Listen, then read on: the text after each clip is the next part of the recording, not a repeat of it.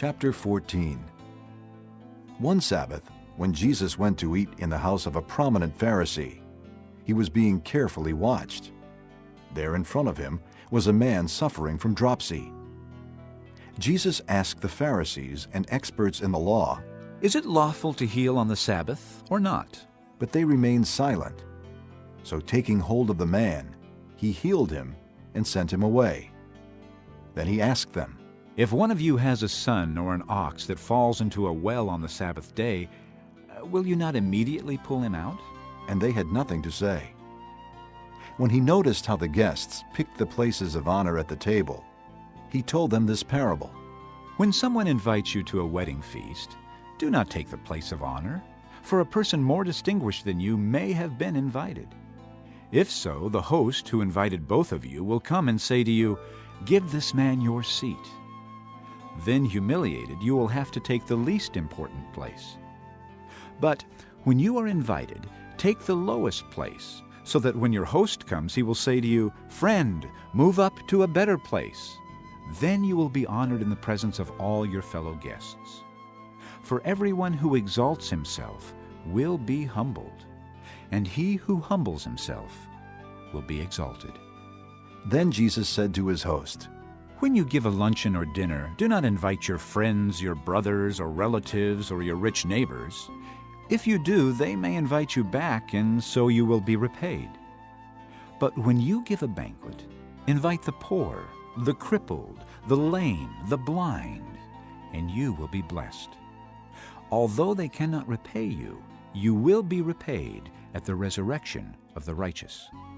When one of those at the table with him heard this, he said to Jesus, "Blessed is the man who will eat at the feast in the kingdom of God."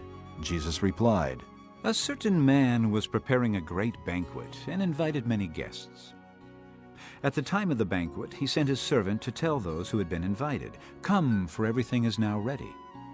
But they all alike began to make excuses. The first said, "I have just bought a field and I must go and see it. Please excuse me." Another said, "I have just bought 5 yoke of oxen and I'm on my way to try them out. Please excuse me." Still another said, "I just got married, so I can't come." The servant came back and reported this to his master.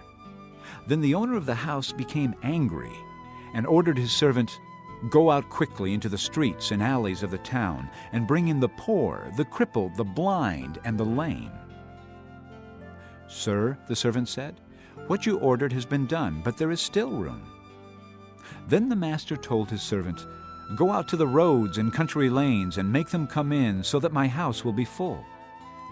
I tell you, not one of those men who were invited will get a taste of my banquet.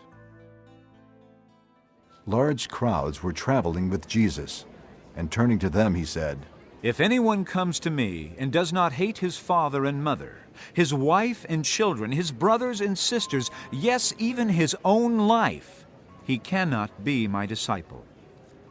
And anyone who does not carry his cross and follow me cannot be my disciple.